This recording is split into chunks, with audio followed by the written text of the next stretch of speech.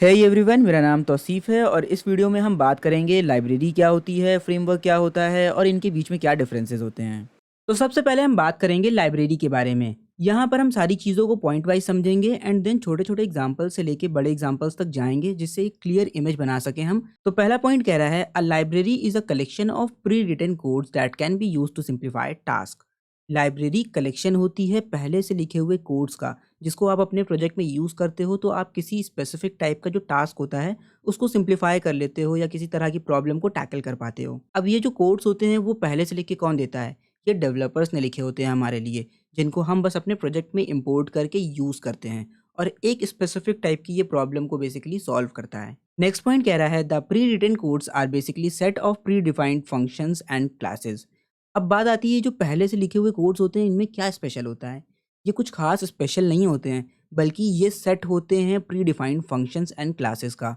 आप प्रोग्रामिंग करते हो तो आप उसमें क्लासेस बनाते हो, बहुत सारे फंक्शंस बनाते हो, ठीक है? तो लाइब्रेरी भी यही होती हैं, क्लासेस और फंक्शंस का कलेक्शन होती हैं पूरा, ठीक है? जिनको एक फ़ोल्डर में आप कह सकते हो या आप कह सकते हो उसका एक पूरा बंडल बना के तैयार करके डेवलपर्स रख देते हैं, ठीक? और फिर वो कम्युनिटी को प्रोवाइड कर देते हैं जिसको आप यूज़ करते हो, तो आपकी किसी स्पेसिफिक टाइप की प्रॉब्लम सॉल्व होती है। अब किस तरह की प्रॉब्लम सॉल्व होती है उसके बारे में अभी हम आगे बात करेंगे। नेक्स्ट पॉइंट कह रहा है libraries are used by developers to simplify and speed up their development process. Libraries को डेवलपर्स यूज़ करते हैं जिससे वो अपने डेवलपमेंट प्रोसेस में जो है स्पीड ला सकें और उसको सिंप्लीफाई कर सकें। सिंप्लीफाई करना मतलब होता है कि चीज़ों को कॉम्प्लिकेट किए बिना उसको सॉल्व करना। उसके अलावा अब एक चीज़ समझिएगा, आप क्लासेस बनाते हो, आप फंक्शंस बनाते हो, क्यों बनाते हो? सिंपल सी बात है, इसीलिए बनाते हो कि आपको कोड बार-बार रीराइट ना करना पड़े और उस फंक्शन को जिस भी फाइल में आप रखते हो, उसको अगर दूसरे प्रोजेक्ट में भी इंपोर्ट करके यूज़ करते हो, तो क्या होता है, आपका वो जो फंक्शन है, उसके अंदर जितना भी कोड होता है, आपको रीराइट नहीं करना पड़ता, ठीक है? आप एक ही कोड को कई प्रोजेक्ट में आप यूज़ करते हो इंपोर्ट करके। सो बेसिकली लाइब्रेरी में भी यही सेम चीज़ें होती हैं। ये फंक्शंस और क्लासेस का कलेक्शन है जिसको एक प्रॉपर तरीके से बंडल करके आपको प्रोवाइड किया जाता है, ठीक? अब छोटे-छोटे एग्ज़ाम्पल से हम आगे बढ़ेंगे बड़े एग्ज़ाम्पल्स तक। देखो ये बेसिक सा जावा प्रोग्राम है। आपने कोई भी लैंग्वेज पढ़ी होगी, कोई फ़र्क नहीं पड़ता। ये एकदम सिंपल सा प्रोग्राम है कि एक मेन फंक्शन है, इसके अंदर एक नंबर है बेस 5, उस पे पावर लगाकर उसका आंसर कैलकुलेट करना है, ठीक है? तो 5 की पावर 3 क्या होता है आंसर? तो ये यहाँ पे हमने फॉर लूप लगा के कैलकुलेट किया है। अब मान लो 1 बार करना ठीक है, 2 बार करना ठीक है, 3 बार करना होगा तो आप क्या करोगे? फंक्शन क्रिएट करोगे इसका। आप फंक्शन में बस बेस और पावर को जो है पास कर दोगे और उसके बाद क्या होगा? वो आपको आंसर रिटर्न कर देगा, ना कि आप बार-बार हर जगह पे फॉर लूप लगाओगे, ठीक? अब ये तो बहुत छोटा-सा कोड है एकदम बेस पे पावर लगाना। मान लो आप सर्चिंग कर रहे हो, सॉर्टिंग कर रहे हो या और कॉम्प्लेक्स एग्ज़ाम्पल जो आप सोच सको वो ले लो, ठीक है? आप उस तरह का काम कर रहे हो और आपको कई जगहों पे आपको पता है कि आगे आने वाले प्रोजेक्ट में भी इसको यूज़ करना है। तो आप उसको क्या करोगे? कॉपी पेस्ट करोगे या उसको एक ऐसी क्लास में डाल के उसमें फंक्शन बना के रख दोगे कि आपको बस उस क्लास को कॉपी पेस्ट करना पड़े, रीयूज़ करना पड़े। अब जावा वालों ने क्या किया, उन्हें पता है कि इस तरह के मैथमेटिकल ऑपरेशंस बहुत सारे परफ़ॉर्म करते हो आप। स्क्वायर रूट निकालना हो गया, चाहे स्क्वायर निकालना हो गया, ठीक? ये सारी चीज़ें आप करते हो तो उन्होंने क्या किया, आपको एक लाइब्रेरी दे दी मैथ्स की। अब इस चीज़ को अगर हम मैथ की लाइब्रेरी से सॉल्व करेंगे तो यहाँ पे देखिए बेस, पावर। हमने इंट आंसर में क्या किया है, बस मैथ डॉट पाव को कॉल कर लिया है, ठीक है? इसमें इसमें हमने बेस और पावर को पास कर दिया है और ये करेगा क्या, बेस पे पावर लगा के आंसर यहाँ पे स्टोर करा देगा। क्या आपको लगता है कि इस लूप को कई जगह पे लिखना अच्छा है या इंस्टेड आप इसको यूज़ कर लो? अब इस लाइब्रेरी को यूज़ करने का फ़ायदा क्या है कि इस लाइब्रेरी के अंदर सिर्फ़ एक फ़ंक्शन नहीं है, बल्कि बहुत सारे हैं। तो मैथमेटिकल प्रॉब्लम्स जितनी भी आएँगी उसको आप सॉल्व कर लोगे। तो जैसा कि हमने कहा, लाइब्रेरी एक स्पेसिफ़िक टाइप की प्रॉब्लम को सॉल्व करने का काम करती है। तो यहाँ पे अगर हमने कहा कि मैथमेटिकल प्रॉब्लम आएगी आपको तो आप उसको आराम से सॉल्व कर पाओगे। नेक्स्ट और थोड़े से डिफरेंट एग्जांपल पे आते हैं। मान लीजिए यहाँ पर एक एग्जांपल है, we use jQuery a JavaScript library instead of vanilla JavaScript to manipulate DOM more easily and efficiently. अगर आपने वेब डेवलपमेंट के बारे में पढ़ा या थोड़ा बहुत भी सुना है, उसके साथ फेमिलियर हो, तो आपने जावास्क्रिप्ट का नाम सुना होगा। तो वैनिला जावास्क्रिप्ट होती है प्योर जावास्क्रिप्ट। आप प्योर जावास्क्रिप्ट के बजाय कभी-कभी jQuery को यूज़ करते हो। jQuery क्या होती है? एक लाइब्रेरी है जावास्क्रिप्ट की, ठीक? अब जावास्क्रिप्ट की लाइब्रेरी है, इसका मतलब क्या है पता है? कि jQuery को जावास्क्रिप्ट के थ्रू लिखा गया है, ठीक? इससे पहले जब हमने मैथ फंक्शन देखा था तो ये जावा की लाइब्रेरी थी। यहाँ पे अगर आप देखेंगे यहाँ पे ये जो math.pov फंक्शन है ये जावा की लाइब्रेरी का कोड है, यानी कि इसे जावा प्रोग्रामिंग में लिखा गया है, तभी आप जावा के फाइल्स में यूज़ कर पा रहे हो इसको। देन उसी तरीके से सिमिलरली यहाँ पे jQuery क्या है, जावास्क्रिप्ट की एक लाइब्रेरी है, यानी कि इसके अंदर जितने भी फंक्शंस होंगे, जितनी भी क्लासेस होंगी या जो कुछ भी कोड होगा, वो जावास्क्रिप्ट प्योर लैंग्वेज में लिखा गया होगा। अब देखिए इसका मतलब क्या है इस लाइन का। कभी-कभी क्या होता है कि हम लोग jQuery को यूज़ करते हैं इंस्टेड वैनिला जावास्क्रिप्ट के, प्योर जावास्क्रिप्ट के बजाय, जिससे हम डॉम मैनिपुलेशन कर पाएँ, टू मैनिपुलेट डॉम, ठीक है? डॉम मैनिपुलेशन मतलब होता है वेबसाइट के कंटेंट को चेंज करना बेसिकली, ठीक है? मान लीजिए एक वेबसाइट पे, मान लीजिए हमने कहा कि बटन पे क्लिक करें, कोई चीज़ डिस्प्ले हो जाए या हाइड हो जाए या कोई कंटेंट चेंज हो जाए, ठीक है? तो इस तरह की चीज़ें, इंटरैक्टिविटी जो होती है वेबसाइट पे, वो आप जावास्क्रिप्ट के थ्रू डाल सकते हो। अब जावास्क्रिप्ट का कोड कई बार होता है बहुत लेंदी हो जाता है, उसको मैनेज करने में दिक्कत होती है। तो लोग क्या करते हैं, प्योर जावास्क्रिप्ट के बजाय jQuery को प्रेफ़र करते हैं और कोड कम उन्हें लिखना पड़ता है, ठीक है? तो इससे उनका डॉम मैनिपुलेशन आसान हो जाता है और एफिशिएंट हो जाता है। अब इसका एक एग्जांपल देखते हैं यहाँ पे कोड में। मान लीजिए ये जावास्क्रिप्ट का कोड है। यहाँ पर हम कर क्या रहे हैं कि एक बटन को एक्सेस कर रहे हैं जिसमें आईडी दी गई है। यहाँ पे आईडी दी गई है लॉगिन बटन। ठीक है? हमने एक वेरिएबल में उसको स्टोर करा लिया। लॉगिन मेन्यू नाम की आईडी को हमने इस वेरिएबल में स्टोर करा लिया। फिर हमने कहा कि लॉगिन बटन पे एक लिस्नर डाल दो। इवेंट लिस्नर मतलब कि जब भी इस पे क्लिक किया जाए, बटन पे जैसे ही क्लिक होगा तो ये कोड एग्जीक्यूट होगा। ये क्या करेगा, ये चेक करेगा कि जो लॉगिन मेन्यू है, क्या वो डिस्प्ले नन है? यानी कि क्या वो हिडन है? अगर हिडन है तो उसे शो कर दो, यानी कि ब्लॉक कर दो। अगर हिडन नहीं है तो उसे हाइड कर दो। ठीक है? ये जावास्क्रिप्ट का कोड था। अब मान लीजिए इसको jQuery में लिखना होता तो हम कैसे लिखते हैं? बिल्कुल इस तरीके से। यहाँ पे देखिए कोड कितना ज़्यादा शॉर्ट हो गया। यहाँ पे भी काम सेम ही हो रहा है, लेकिन इसका जो सिंटैक्स है इससे बहुत डिफरेंट है। लेफ्ट साइड का सिंटैक्स और राइट साइड का सिंटैक्स थोड़ा-सा डिफरेंट है। यहाँ पे देखिए डॉलर सिंबल, उसके बाद ब्रैकेट लगा हुआ है। यहाँ पे देखिए हमने सेम काम किया है। एक आईडी को टारगेट किया है जिसका नाम है लॉगिन बटन। इस पे क्लिक करने पर हम लॉगिन मेन्यू को एक्सेस करेंगे और उसे टॉगल कर देंगे। यहाँ पे टॉगल करने का मतलब होता है कि अगर वो शो है तो उसे हाइड कर दो, अगर हाइड है तो शो कर दो। अब आप हो सकता है सोचोगे कि जब लाइब्रेरी इतनी अच्छी होती है तो एक काम करो, प्योर लैंग्वेजेस को यूज़ करना ही छोड़ दो। लेकिन ऐसा नहीं होता। देखो अंडर द हुड ये भी वही काम कर रही है जो ये कर रहा है। ठीक है? यानी कि लोगों ने ये कोड पहले से लिख के रखे हुए हैं। जब आप यहाँ पे डॉट क्लिक फंक्शन लगाते हो तो इंटरनली वो यही काम करता है। एक इवेंट लिस्नर को ऐड कर देता है। जब आप टॉगल करते हो तो यहाँ पे इसी तरह का काम होता है। तो ऐसा नहीं होता है कि आपका ये कोड लिखा ही नहीं होता कहीं। लोगों ने पहले से इसे लिखा होता है। आपको बस एक नई स्टाइलिंग, एक नया तरीका बता दिया जाता है, जिससे आपको एक्स्ट्रा कोड ना लिखना पड़े, ठीक है? और आपका मैनेजमेंट आसान हो जाए, टाइम बचे आपका, ठीक? और लाइब्रेरीज़ क्या होती हैं, एक स्पेसिफिक कोर लैंग्वेजेज़ में लिखी होती हैं। जैसे आप पीएचपी डेवलपमेंट कर रहे हो, तो पीएचपी की लाइब्रेरीज़ आप यूज़ कर सकते हो, ठीक है? आप जावास्क्रिप्ट यूज़ कर रहे हो, तो बहुत सारी जावास्क्रिप्ट की लाइब्रेरीज़ होती हैं। तो ऐसी बहुत सारी लाइब्रेरीज़ होती हैं, लेकिन लाइब्रेरीज़ बेसिकली कोर लैंग्वेजेज़ में लिखी होती हैं, कोई बहुत यूनिक चीज़ नहीं होती है, जैसा कि हमने कहा, फंक्शंस और क्लासेस का कलेक्शन होती है। अब थोड़े से और टफ एग्जांपल पे आते हैं। मान लीजिए आपको एक स्लाइडर बनाना है अपने वेब पेज पे या अपने एप्लीकेशन पे, ठीक है? स्लाइडर आपको दिखाना है। आपके पास 2 ऑप्शन है। पहला, आप पूरा कोड खुद से लिखो, पूरा एचटीएमएल लिखोगे, सीएसएस लिखोगे, पूरी जावास्क्रिप्ट लगाओगे। आप बताओगे उसमें एनिमेशन कैसा होना चाहिए, बटन के क्लिक पे कैसे आप आगे जाएगा, कैसे पीछे जाएगा, सारी चीज़ें आप डिफ़ाइन करोगे। दूसरा तरीका क्या है, आप लाइब्रेरी यूज़ कर लो। जैसे मान लीजिए स्वाइपर जेएस हो गई या आउल कैरोसेल हो गया, मतलब बस ऐसा एग्जांपल बता रहे हैं आपको, ठीक है? अब लाइब्रेरी यूज़ करने का फ़ायदा क्या होगा यहाँ पे, आपको ना तो एनिमेशन सोचना है, क्योंकि लाइब्रेरी जिसने बनाकर रखी होगी इस स्पेसिफिक पर्पस के लिए, ठीक है? मान लीजिए हमने एक लाइब्रेरी बना दी जहाँ पे हम आपको प्रोवाइड करेंगे स्लाइडर्स। आपके पास 10 मेल के ऑप्शंस हैं, आप 10 तरह के एनिमेटेड स्लाइडर्स देख रहे हो, आपको जो अच्छा लगता है, आप उसके ब्लॉक ऑफ कोड को यूज़ कर सकते हो। कैसे यूज़ कर सकते हो? उसका पूरा डॉक्यूमेंटेशन लाइब्रेरी प्रोवाइड करती है। जैसे मान लीजिए अगर हम कोई लाइब्रेरी निकालेंगे, कोई कोड को हम ओपनली आपको कम्युनिटी को देंगे, तो हम उसका पूरा डॉक्यूमेंटेशन आपको प्रोवाइड करेंगे। तो उसी तरीके से हर लाइब्रेरी का पूरा डॉक्यूमेंटेशन होता है, जिसको रीड करके जो बाकी के डेवलपर्स होते हैं उसे यूज़ करते हैं, ठीक? तो लाइब्रेरी यूज़ करने का यहाँ पे फ़ायदा क्या होगा, हमें कोड कम लिखना पड़ेगा, हमें लाइब्रेरी के थ्रू स्लाइडर्स बहुत अच्छे-अच्छे मिल जाएँगे, ना हमें एनिमेशन के बारे में सोचना होगा, ना कुछ। हमें बस उसकी डॉक्यूमेंटेशन पढ़नी होगी, समझनी होगी, फंक्शन वगैरह को कॉल वॉल करा के सारा काम अपना हो जाएगा। तो ये 2 तरीके थे एक स्पेसिफिक प्रॉब्लम को डील करने के, ठीक है? अब इसका मतलब ये भी नहीं होता है कि बस सारा काम लाइब्रेरी से करना है, कस्टम कोई कोड लिखना ही नहीं है। देखो लाइब्रेरी तब यूज़ की जाती है जब आपको अपने प्रोजेक्ट की क्वालिटीज़ थोड़ा-सा बढ़ानी होती है, प्लस आपका जो प्रोजेक्ट होता है वो थोड़ा लेंदी होता है। नेक्स्ट आते हैं हम अगले पॉइंट पे। Some of the popular libraries are React JS, jQuery, animate on scroll, एनिम.js, स्वाइपर जेएस एक्सेट्रा। बहुत सारी लाइब्रेरीज़ होती हैं, रिएक्ट हो गया, जेक्वेरी हो गई, एनिमेशन के लिए होती है एक एनिम.जेएस, एनिमेट ऑन स्क्रोल होती है। तो आप इनमें से किसी को भी बस ऐसे सर्च कर लो गूगल पे, आप चेकआउट करो, आपको एक से एक चीज़ें मिलेंगी।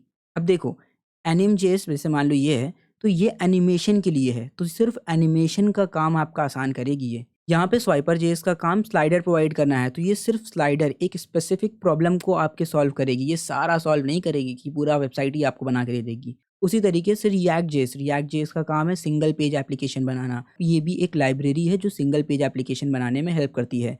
अच्छा, बहुत सारे लोग कंफ्यूज होते हैं कि रिएक्ट एक लाइब्रेरी है कि फ्रेमवर्क है। इसके बारे में हम लोग नेक्स्ट वीडियो में बात करेंगे। तो आई होप यहाँ पे आपको समझ में आ गया होगा कि लाइब्रेरी क्या है। Basically it is collection of functions and classes which are predefined already and bundled in a folder and it is use to solve a specific problem.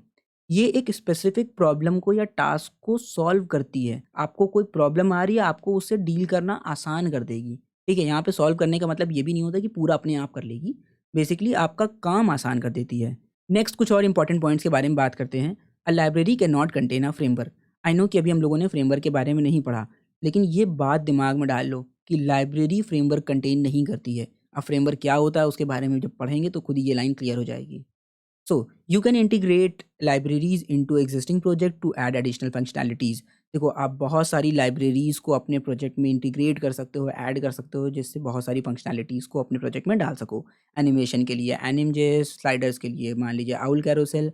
Next, remember that your code और application uses the library. एक चीज़ दिमाग में भर लेना कि आपका जो code होता है, आप जो कोड लिख रहे हो, आपका जो एप्लीकेशन जो भी आप बना रहे हो, वो लाइब्रेरी को यूज़ करता है। आप डिसाइड करते हो कि लाइब्रेरी के कोड को किस हद तक यहाँ पे यूज़ करना है और कहाँ पे यूज़ करना है।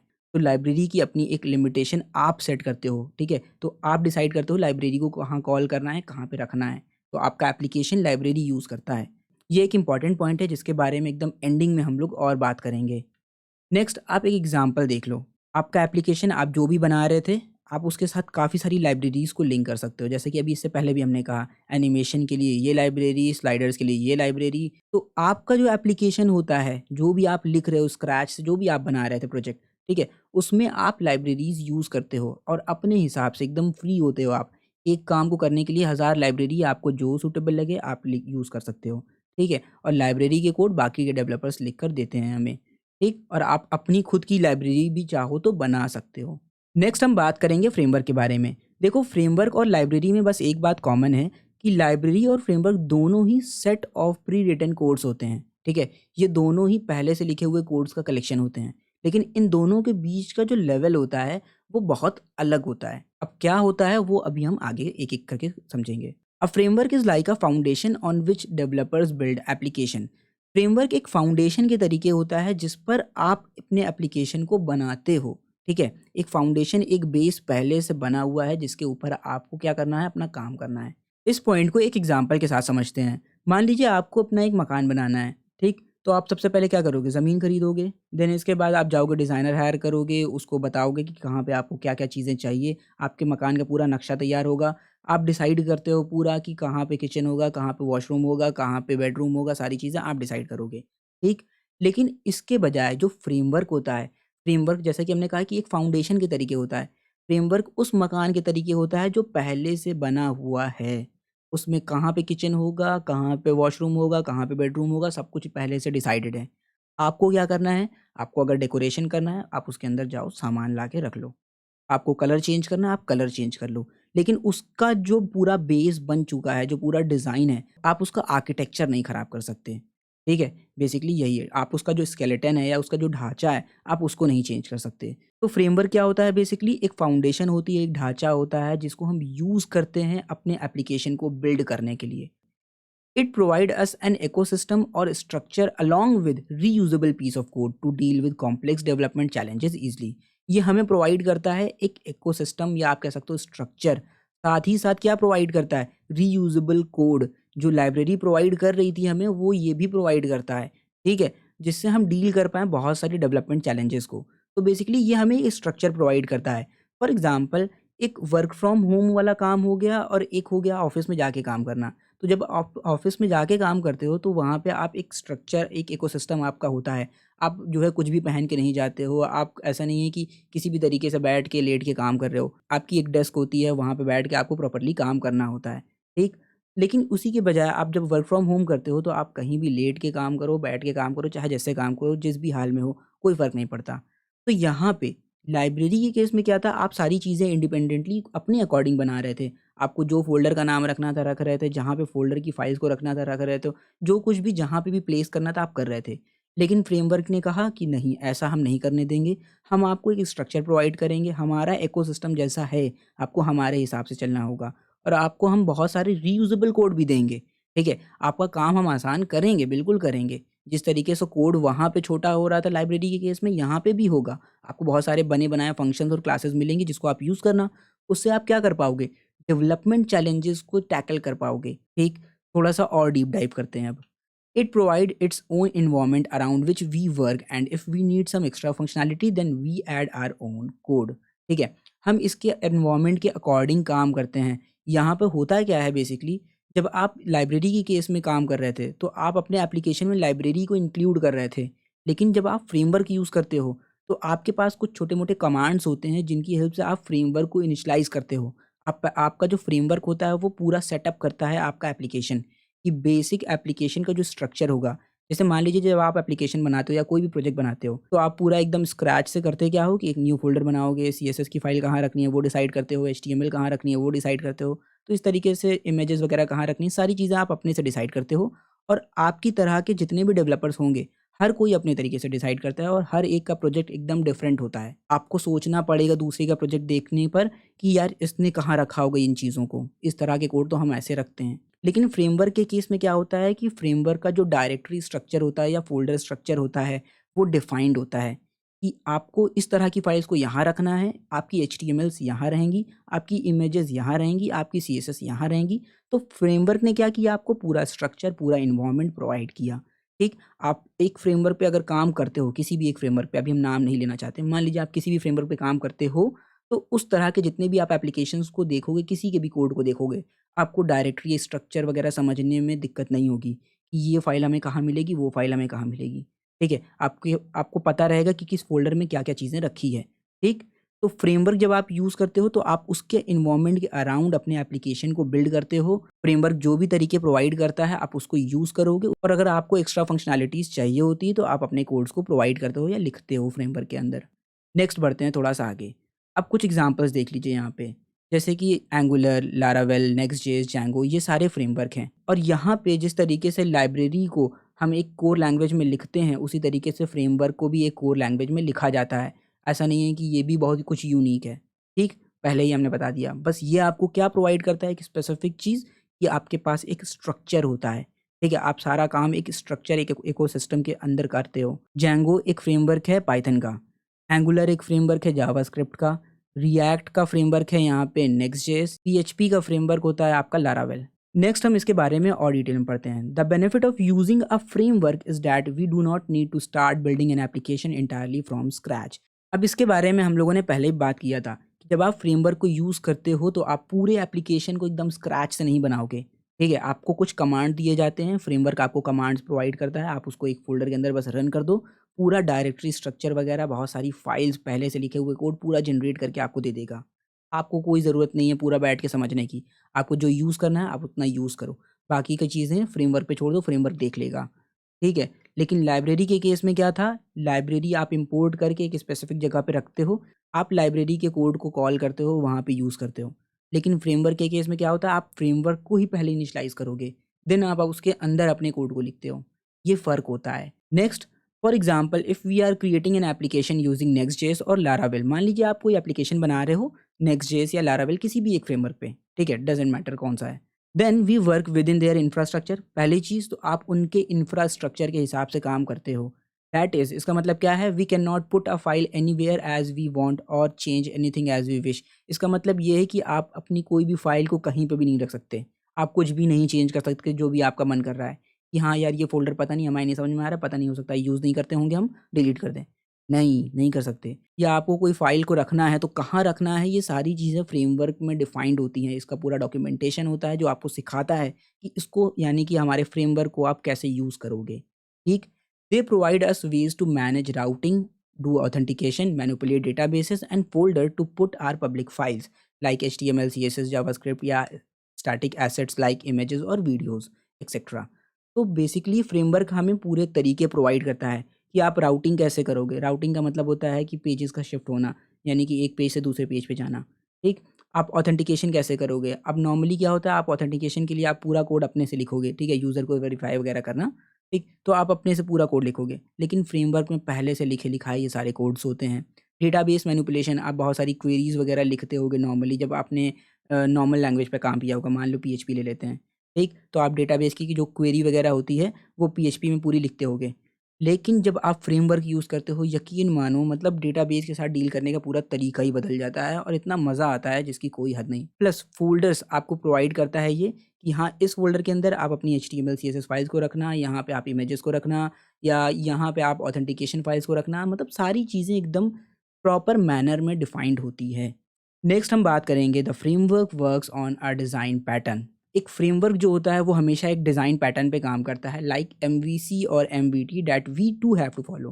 ठीक है, अब एमवीसी या एमवीटी क्या होता है इसके बारे में हम नेक्स्ट किसी वीडियो में बात करेंगे। आप यहाँ पे डिज़ाइन पैटर्न का मतलब सिंपली ऐसे समझ लो कि कौन सा कोड कहाँ पे लिखना है, किस फोल्डर में किस तरह की फाइल्स रहनी है, ये चीज़ें एक डिज़ाइन पैटर्न डिसाइड करता है। उसके अलावा जैसे मान लो आपको डेटाबेस के साथ डील करना है, तो डेटाबेस के साथ डील करने के लिए जो भी कोड्स वगैरह होते हैं वो अलग फ़ोल्डर्स में या फाइल्स में रखे जाते हैं। उसके अलावा मान लीजिए आपको एचटीएमएल फाइल्स कहीं पुट अप करनी है, तो वो कहाँ रखनी है उसके लिए अलग फ़ोल्डर होता है। तो बहुत स्ट्रक्चर्ड मैनर में काम होता है। और जब हम सोचिए यहाँ पे इतना डिटेल में सारी चीज़ें अगर आपको बता रहे हैं, लाइब्रेरी के केस में हमने देखिए कहा सिर्फ जहाँ पे रिक्वायरमेंट हो वहाँ पे यूज़ करो, कॉपी पेस्ट करो, इम्पोर्ट करो या कॉल वगैरह कर दो फंक्शन, काम हो जाएगा। लेकिन फ्रेमवर्क में देखिए हम आपको बारीकियाँ समझा रहे हैं, ठीक है? तो इसका मतलब क्या है ये कि ये बड़ी चीज़ तो होगी ना। हम बार-बार कह रहे हैं कि एक स्ट्रक्चर के हिसाब से काम होता है, एक इकोसिस्टम होता है। नेक्स्ट पॉइंट कह रहा है frameworks contain a lot of APIs, compilers, tool sets, support programs, libraries etcetera. कि ये फ्रेमवर्क में बहुत सारी लाइब्रेरीज़ होती हैं, इसमें टूल सेट्स होते हैं, कंपाइलर्स होते हैं, बहुत सारी एपीआईज़ होती हैं, मतलब ये बहुत बड़ा होता है। इसीलिए हमने कहा कि ये डेवलपमेंट चैलेंजेस, जो कॉम्प्लेक्स डेवलपमेंट चैलेंजेस होते हैं, उनको सिम्प्लीफाई करने में या टैकल करने में हेल्प करता है हमारी, ठीक है? A framework can contain libraries, याद रखना लाइब्रेरी में फ्रेमवर्क नहीं होता। लाइब्रेरी का कोई डिज़ाइन पैटर्न नहीं होता। आप जैसे मन चाहो वैसे क्रिएट कर सकते हो, लेकिन फ्रेमवर्क का डिज़ाइन पैटर्न होता है। क्योंकि आप जब फ्रेमवर्क को यूज़ करते हो, आप उसके अकॉर्डिंग चलते हो। आपको उसकी एपीआईज़ मिलती हैं, आप सिर्फ़ उन्हीं को यूज़ कर सकते हो। आपको उनके कंपाइलर्स मिलते हैं, आप सिर्फ़ उन्हीं को यूज़ कर सकते हो। तो आप बेसिकली बाउंडेड होते हो, ठीक? फ्रेमवर्क के केस में आपको फ्लेक्सिबिलिटी ज़्यादा नहीं मिलती। देखो फ्रेमवर्क के केस में एक चीज़ होती है कि फ्रेमवर्क आपको सारी चीज़ें प्रोवाइड करता है, ठीक है? उसके पास जिस भी तरह की जो चीज़ें हैं वो खुद देगा। आपके पास इतनी फ्लेक्सिबिलिटी नहीं होती जैसा लाइब्रेरी के केस में था, कि मान लीजिए एक लाइब्रेरी यूज़ किया हमने, वो नहीं समझ में आई स्लाइडर के लिए, हमने दूसरी उठा ली, तीसरी उठा ली, चौथी उठा ली। ये चीज़ें आप फ्रेमवर्क के केस में नहीं कर सकते हो। नेक्स्ट पॉइंट कह रहा है frameworks are used to develop complex and scalable application, जैसा कि इससे पहले हमने बताया। इट मीन्स कि ऐसे एप्लीकेशन जो कॉम्प्लेक्स होते हैं बनने में भी, और उसके अलावा उन्हें आने वाले टाइम में और स्केल बड़ा करना होगा, ठीक है? इस तरह के एप्लीकेशन को फ्रेमवर्क पे बनाया जाता है। We can not easily alter the framework codes as it can result in improper functionality in the whole application. याद रखना फ्रेमवर्क के अंदर जो भी कोड जैसे लिखे लिखाए जो भी कोड आपको मिल रहे हैं, ठीक है, फ्रेमवर्क के थ्रू, तो ये नहीं कि आप उनको जाके चेंज करना शुरू कर दो। अगर आप उनको चेंज करते हो तो आपके पूरे एप्लीकेशन में बहुत सारी दिक्कतें आ जाएँगी, ठीक? तो ये चीज़ आप नहीं कर सकते। लाइब्रेरी के केस में आप कर सकते हो, लेकिन यहाँ पे ईज़िली वर्ड लिखा हुआ है ना, तो लाइब्रेरी के केस में आप आसानी से कर सकते हो, ज़्यादा आपको मेहनत नहीं करनी पड़ सकती है, एक चांसेस हैं। लेकिन फ्रेमवर्क के केस में इतना आसान नहीं होता, ठीक है? आपका पूरा एप्लीकेशन डंप हो सकता है, ठीक? Next, frameworks are difficult to replace. एक फ्रेमवर्क पे आपने काम करना, प्रोजेक्ट बनाना शुरू कर दिया, ठीक है? तो उसको बीच से मान लीजिए आप में बीच में इरादा बदल गया कि लाओ दूसरे फ्रेमवर्क पे चलते हैं, नेक्स्ट जेएस पे मज़ा नहीं आ रहा, लाओ लारावेल यूज़ कर लें, ऐसा नहीं होता। अगर आप ऐसा करते हो तो आपको पूरा प्रोग्राम फिर से लिखना पड़ेगा या आप कह सकते हो पूरा एप्लीकेशन रीबिल्ड करना पड़ेगा। For example if we are using Angular JS to build a product, आप एंगुलर जेएस को मान लो यूज़ कर रहे थे। एंगुलर जेएस बेसिकली एक फ्रेमवर्क है, याद रखना। तो उससे आपने कोई वेबसाइट वगैरह आप पूरी तैयार कर रहे थे, बीच में मान लीजिए आपको लगा कि लाओ कोई और फ्रेमवर्क यूज़ कर लें, तो ऐसा नहीं है, आप नहीं कर सकते, आपको पूरा कोड रीराइट करना पड़ेगा। नेक्स्ट हम बात करते हैं इन्वर्जन ऑफ कंट्रोल की।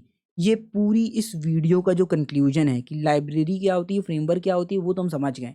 ठीक है, एक में स्ट्रक्चर होता है, एक में नहीं होता है, दोनों प्री रिटन कोड्स होते हैं, लेकिन फ्रेमवर्क बड़ा होता है बहुत ज़्यादा, उसमें APIs, tool set, support program बहुत सारी चीज़ें होती हैं, लेकिन लाइब्रेरी के केस में इतना नहीं होता है। लाइब्रेरी बहुत फ्लेक्सिबल है, एक नहीं यूज़ करना है तो दूसरी इस्तेमाल कर लो, तीसरी इस्तेमाल कर लो। फ्रेमवर्क के केस में क्या है, उसको रिप्लेस नहीं कर सकते आप। अगर आप उसको रिप्लेस करोगे तो आपको पूरा कोड फिर से लिखना पड़ेगा स्क्रैच से एकदम, क्योंकि हर फ्रेमवर्क का अपना एक तरीका होता है, ठीक? लेकिन उससे बड़ी एक चीज़ है, इन्वर्जन ऑफ कंट्रोल। कौन किसे कंट्रोल कर रहा है यहाँ पे, कौन किसे कॉल कर रहा है, ठीक है? ये सबसे बड़ी चीज़ होती है। देखो, when we use a library, जब आप लाइब्रेरी को यूज़ करते हो, you are in charge of the flow of application. आप इन चार्ज होते हो कि आपको लाइब्रेरी को कहाँ कॉल करना है, आप एप्लीकेशन के इंचार्ज हो, ठीक है? आपका जो एप्लीकेशन है वो डिसाइड करता है कि लाइब्रेरी के कोड को कहाँ यूज़ करेंगे हम। कि अगर हाँ, स्वाइपर जेएस खाली इतने के अंदर होना चाहिए तो उसका कोड सिर्फ़ उतनी ही जगह पे यूज़ होगा, ठीक है? और जब और जहाँ कॉल करना है आप डिसाइड करते हो।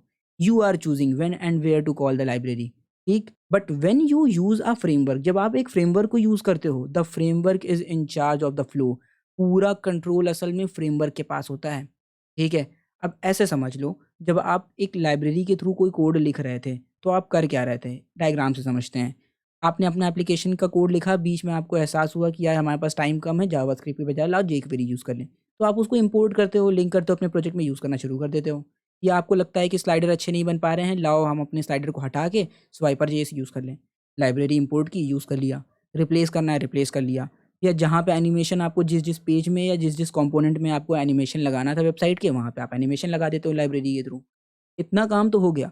तो लाइब्रेरी सिर्फ़ वहाँ पे यूज़ हो रही है जहाँ पे आप उसको कॉल कर रहे हो। तो पूरा कंट्रोल देखा जाए इनडायरेक्टली किसके पास है अभी तक? आपके एप्लीकेशन के पास है।